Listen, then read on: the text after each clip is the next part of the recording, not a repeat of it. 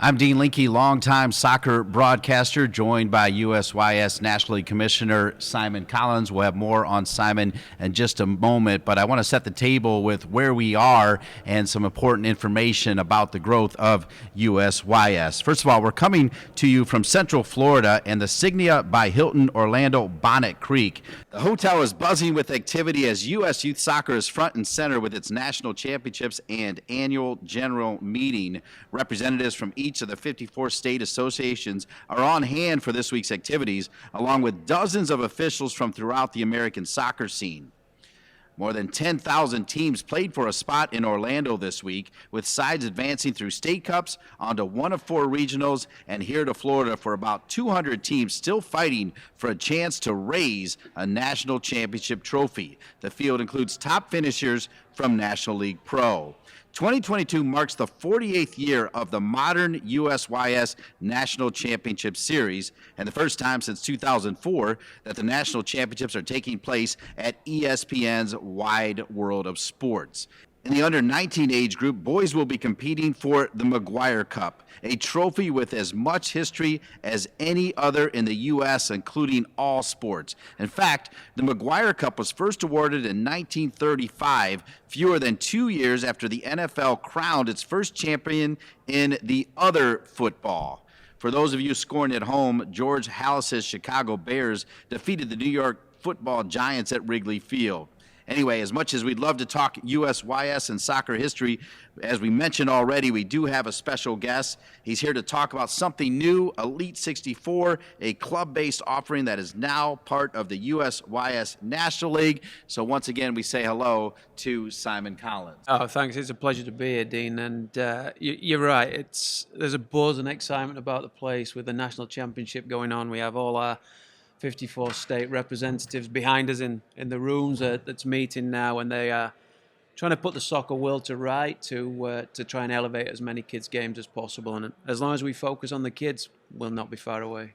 Well, we've got a lot of ground to cover, but you and I talked before on a different podcast about what your decision to come over across the pond. Can you share that with us now? Yeah, I'd been involved in professional sport since leaving school at 16-year-old. Played professionally every league other than the Premier League. Managed to manage professionally as well. And I basically had enough, Dean. I was exhausted and looked for something different. So we moved across to the US as a family to try and get away from soccer and try and relax a little bit. And I made a mistake of ticking a volunteer box at a local soccer club. So that's how I ended up. And they roped you in. And I got a hook, line, and sinker. Yeah. Well, we're glad to have you for sure. And before we talk Elite 64, as I mentioned, you're the commissioner of the National League. Can you get us up to speed on all things National League? Yeah, in fact, the guys have been in town today. My team's been around. We've been formulating the brackets for National League Pro. Registration's ongoing right now. We have 13 nationally aligned conferences across the country, which the top teams feed into National League Pro. And we're excited for the coming year. It's resonated a great deal with a lot of people. The purity is it's honest. The kids earn their place. There's no political gain or friends or family needed to get into the conference or National League Pro. It's based on what a player does on a field. So we have a great hashtag, which is earn your place, and I think that's a quite powerful statement. No, it is indeed. And if memory serves me correctly, I believe that the first news of Elite 64 took place at the United Soccer Coaches Convention. Simon, as you know, I'm everywhere, but it was like 2 degrees there. It was freezing, but it was a big news and kind of warmed up everybody as well. And I know since then you've been working with Ryan Loy and the entire team and Skip Gilbert. Can you get us caught up to speed on how everything's going? Yeah, it's going great. You're right. It was freezing in Kansas. Being a guy from Florida, I have zero antifreeze, so that were a challenge. As it stands right now, we have 62 boys teams, 55 girls teams in Elite 64. The number 64 is not an aspiration to get to. It's there as a ceiling to not go beyond. Because in our minds, the thought process is there's too many leagues out there that focus on the growth. And if something's going to be tangible and real, then we need to be bold enough and brave enough to cap that number. and then try and funnel the very elite into this particular aspect. We're looking at potentially around 18,000 players participating in Elite 64 in the coming year, which, if you look at the number that you just read out about USYS, the 2 point whatever million it is, that's a small number. So we're really trying to make it legitimate and real, and focus on the game itself and what we can do for the players. And part of making it legitimate is the opportunity to forge relationship with cutting edge corporations and organizations. Why is that so important, Simon? It is, and I mean, I've just been in one of the meetings there with one of the regional groups, and they rightfully so say, well, what's different? It's not difficult, Dean, to launch a league, to create a league, and we see them pop up constantly. But what we have to do is, what's different about our league? What are we offering to the player? What's going to change people's lives potentially? And how do we do that? And we all know that society right now is driven by data. Everybody walks around. We see people walking by and they've all got the telephones in their hand. And professional sport at the sharp end is using data to track players' performances, to aid them with periodization. And what we've been able to do through some of the contacts that we have is bring on some real industry leaders. I'll give you a couple. For instance, we have P.R.O Score that does our game analytics. So we provide them with game footage. They break it down. Now these guys work with Brighton, Crystal Palace, and other big Premier League clubs, so they're not messing in small fields. Mm-hmm. And then we have Stat Sports, which obviously they do the women's, men's, and women's national team, the England national team, Man United, Juventus, PSG, and their list of partners is as good as it gets. Well, that's just naming two. We're bringing that to the players, to the youth kids, and we're super excited about that because, and me and you've heard me mention this statement many times, we got to make every game a recruitable moment. Try and focus on what they do week in, week out, and remove the bit of fear that's around taking a young athlete to a showcase and potentially not performing and missing their opportunity. Build that resume, make it tangible, and give them more chances. So we're here in Florida at the USYS National Championships, but the word is that Elite 64 is starting in just a couple weeks, right?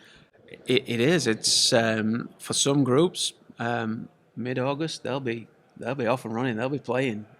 We've got emails that's gone out now. The clubs are starting to request which events they want to attend. Players are all registering in the platform, and the games will start very soon. So, what do they say? It's let the talking stop and the action begin. Well, I can't wait for Elite 64 to get going. It also reminds me in a few more months, the World Cup will be going on. And of course, it'll be England and USA. And as you're walking around, and even some of the people from those cutting edge companies, they are also English like you. So let's have a little fun. As you know, my background is with the U.S. World Cup team and following it. Of course, you know where my allegiance is, but it's certainly exciting for England to play USA. What are your thoughts on that? And then, of course, I'll put a little pressure on you. What's your prediction for that? What a great draw. It's right what people say, FIFA is rigged. They knew me and you were going to have this conversation. You were going to ask that question. I mean, it's great. There's an awful lot of English people in the United States that's working in the soccer industry right now, and I imagine they're all having that same conversation and ribbing each other. But the fact that the Americans are on the world stage is where they should be. The next question is, how does America elevate itself to stand a chance of winning one of these things? So I'll challenge you. When does that happen? That's a good question. I will say, I'll challenge you back by saying when I was the press officer in '94, England was not in that World Cup. I won't name the others. I'll leave it there. You can have that one. Yeah, hopefully, though, we are taking the right steps to make the USA formidable in the World Cup. On a serious note, are you feeling that? There's a lot of work to do. I think so. I mean, if the U.S. national team, both men's and women's, are not at the very sharp end of world soccer, then we're doing something wrong. There's a lot of well-educated people in U.S. soccer in the education department that's trying to pass their knowledge on to others. But all that said, we've got to provide pathways for kids to access high-level soccer. The very best need to be competing against the very best on a regular basis. And we're seeing more and more young players travel overseas and gain that experience at a lot younger ages. So they're gonna be a force to reckon with soon. We're going to get back to Elite 64, but one, you dodged my question on the score of England US in the first round of the World Cup. Can you give me a 2-0.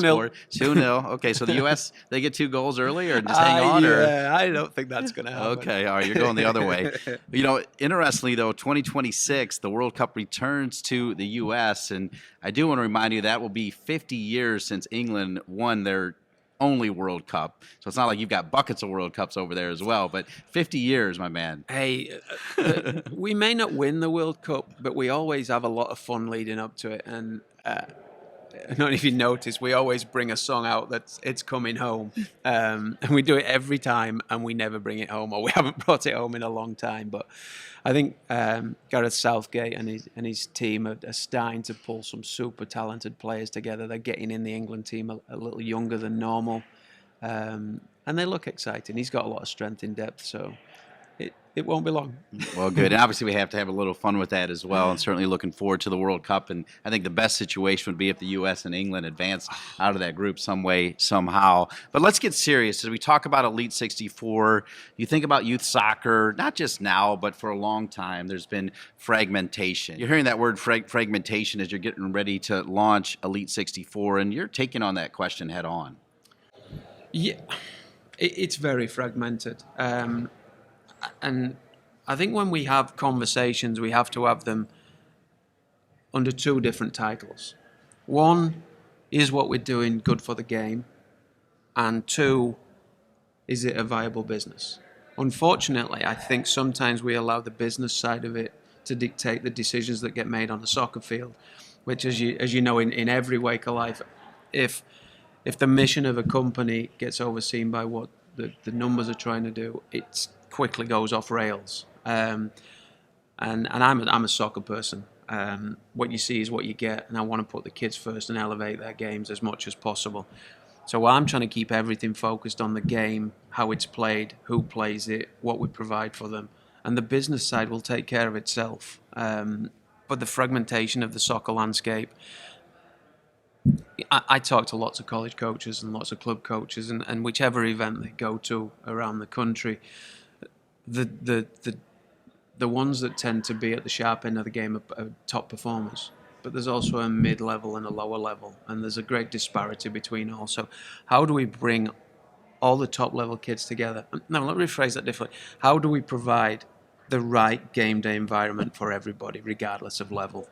And I think that's where we've got to do a lot better job. And maybe US Soccer can step in with this one and try and bring soccer together as a huge family, as with some huge unity, and say, look, if we want aspirations of winning a World Cup, then we've got to stop pulling people apart and vying for a piece of the pecking order, if you will. And there's some big conversations that's needed right now.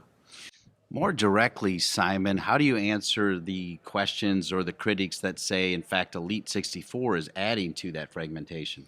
It potentially is. Like I said earlier, it's not hard to put a league together and get teams in. Most of the teams, if you create a buzz around it, they'll want to be involved. The difference is what's tangible about that league. What extra are you adding to it? The Pro Score, the Stat Sports, the Soccer Profile, the NCSA bits and pieces. It's different to other leagues. They don't have access to some of these bits and pieces. These are free for the kids that play in that league.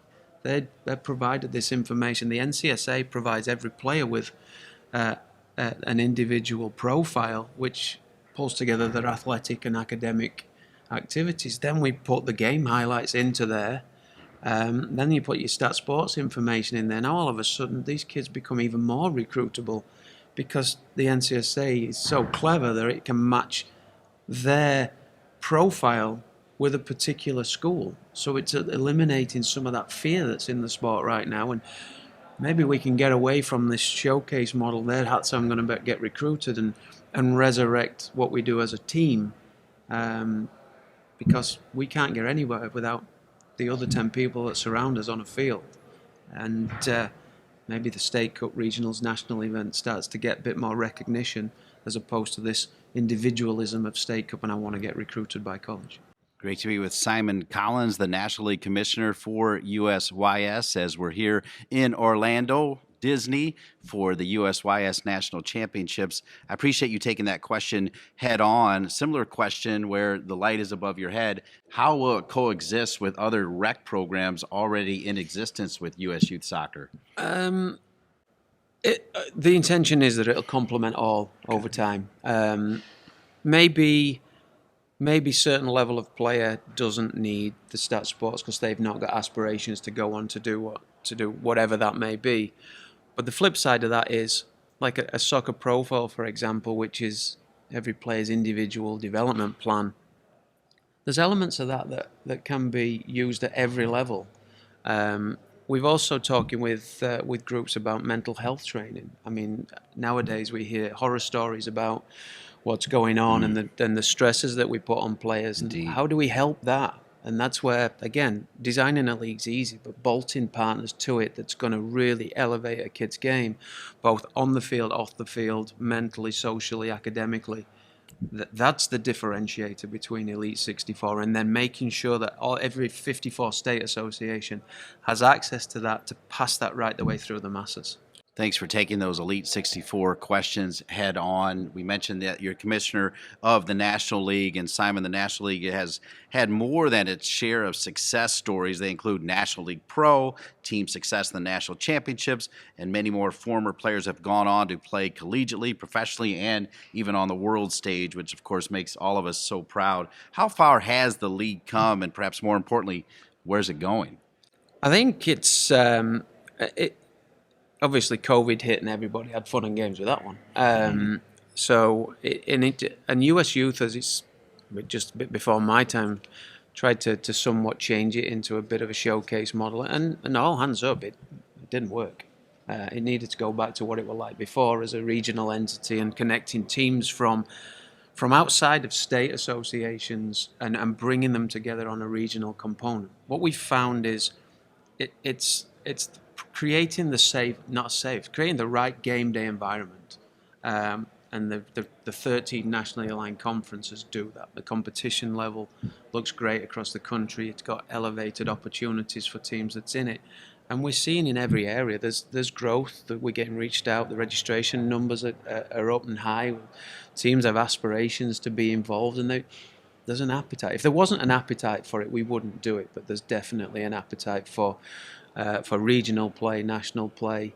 We just got to make sure that we're conscious of cost to mum and dad. Going back to your story of coming across the pond, thinking about just family and soccer brought you back in. As you are starting Elite 64, people are used to one way or the other, right? And I know you're dealing with it right here in Florida. You got to have thick skin, and you've got to be able to answer questions, kind of like what you're doing here now. How tough is that part of the job, particularly dealing with people that have been in their state associations for a long, long time? We have a tremendous amount of knowledge that's in this building right now. But what we also have to do is not just challenge ourselves, but challenge everybody else. And like with most things, soccer doesn't stand still. So we've got to take people out of their comfort zone and say, hey, are we doing things right? Can we do things better?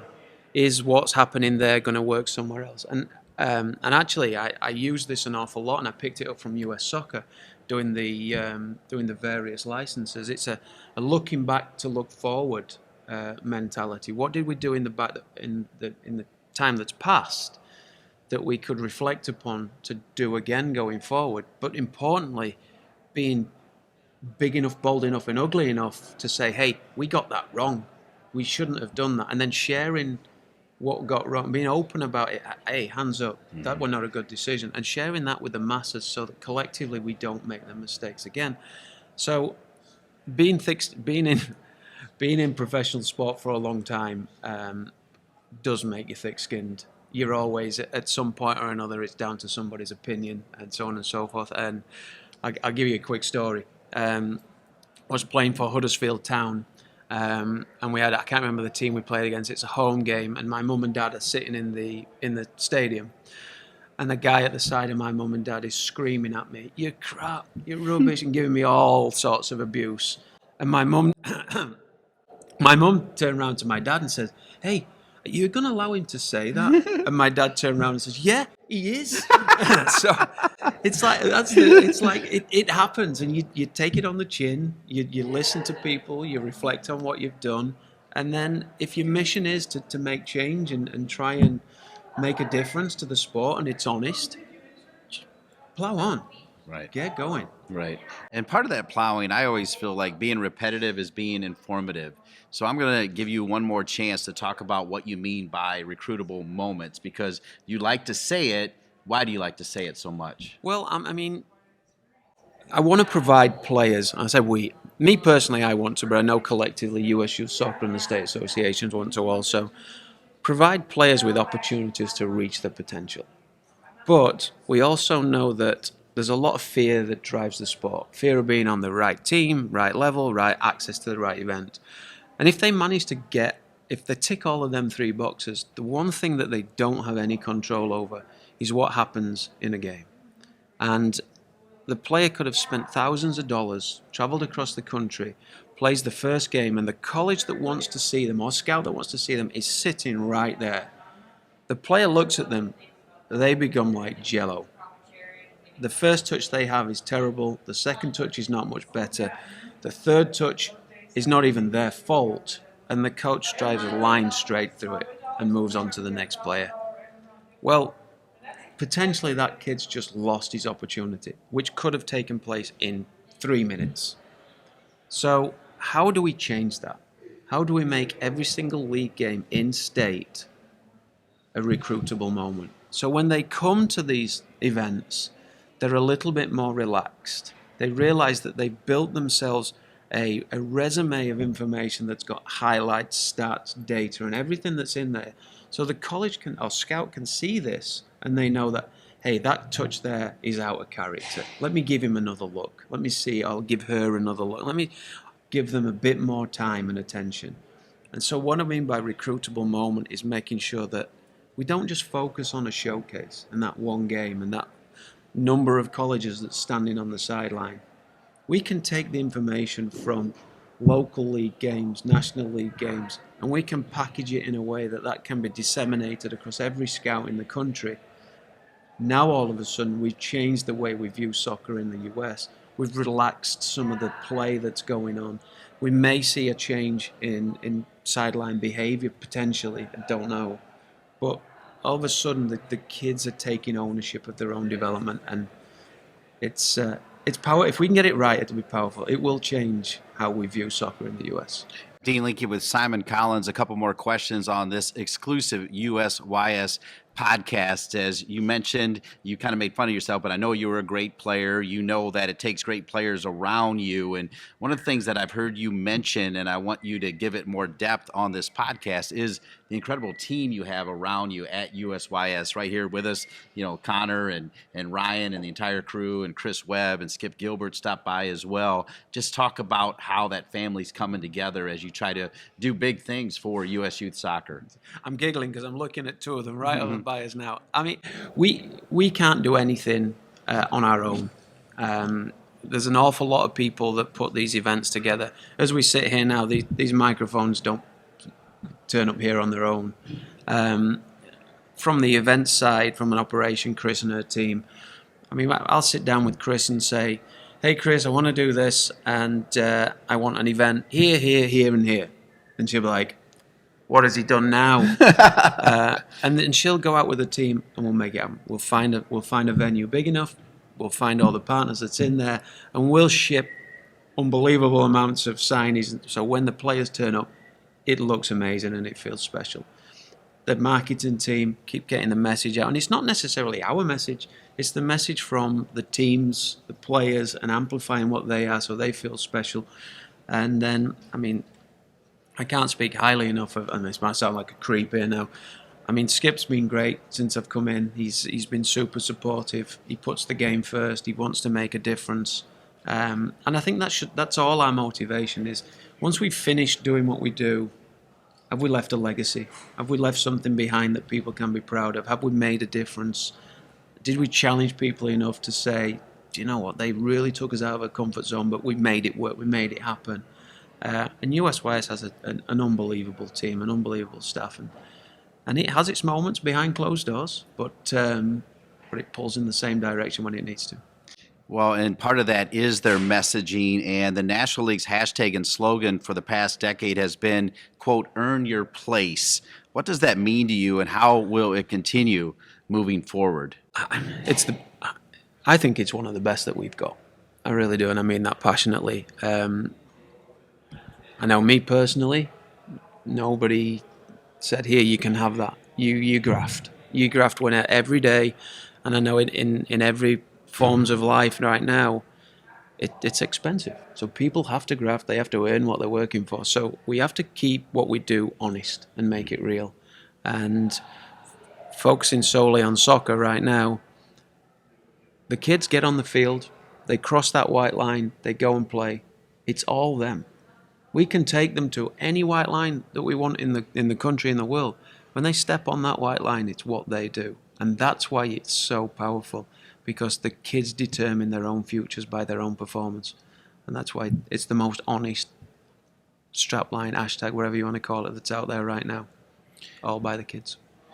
If you could look into that camera right now and talk about your vision for Elite 64 and where you see it, maybe not in a month, but maybe down the road, 5, 10 years, do you have an idea of what you think it'll be? Yeah, I mean, complete blue sky thinking, I would say it's the only platform, the most desired platform that's out there for the American youth players right now. We're a long way from getting it to that point, but we're certainly striving to be there. I will share this. I do think there's a pathway for the ones that aspire to be professionals. And we hear a lot of things about the MLS Next, and so on and so forth. I went down that path. And I think we should, where possible, support the player that wants to go down that path. I think it's okay, it's fine to do so. And I think sometimes we seem to be a little bit too wrap our hands around and keep things in here. Like in relationships and family at home, if you love something, let it go. It'll keep coming back. And I think that's where we are in the soccer community right now. We love what we do, we're passionate about it, and if that kid wants to go on and try something, let's push them, let's take them, let's see where we can elevate the game as much as possible. Kids, leagues, state associations, USYS, let's keep pushing forward. Appreciate those answers, Simon. Obviously, we've talked a lot about Elite 64. We've talked about the National League quite a bit as well. What about National League Pro, particularly what the P.R.O really mean to you? Player recruitment opportunity. We sat down, deliberated over what do we do. Well, I mentioned earlier about the reimagination of National League, the events and so on and so forth. National League Pro's fairly new. I think this year's its first year. It's run a full cycle. It's going into its second year now. But again, focusing on the needs of a player. Player's the first letter that comes out. They want a recruitable moment, and they want an opportunity to perform. So the acronym PRO sits perfectly with what we're trying to do. It's a team-based model as well. So whereas Elite 64 is a club-based model, National League Pro is focused on the team. So regardless of size of your club, there's an opportunity for you. Again, I use the hashtag line, earn your place through the state leagues, through state league, into one of the conferences, finish the conference, get auto qualification into National League Pro, and then to finish the connectivity. If you do actually win National League Pro, you have direct access to the NCS series. So that's where USYS brings a lot of its programming together and gives people different pathways and access in. But again, Pro is a player recruitment opportunity, and again, every game's a recruitable moment. Simon Collins, the National League Commissioner and one of the key men behind the launch of Elite 64. Thank you so much for joining us here in Orlando as part of this exclusive USYS podcast. It's been a pleasure, Simon. As always, Dean. Thank you very much. All right, well done. Once again, thank you, Simon, and everyone at U.S. Youth Soccer who made this podcast possible. Most of all, thanks for tuning in.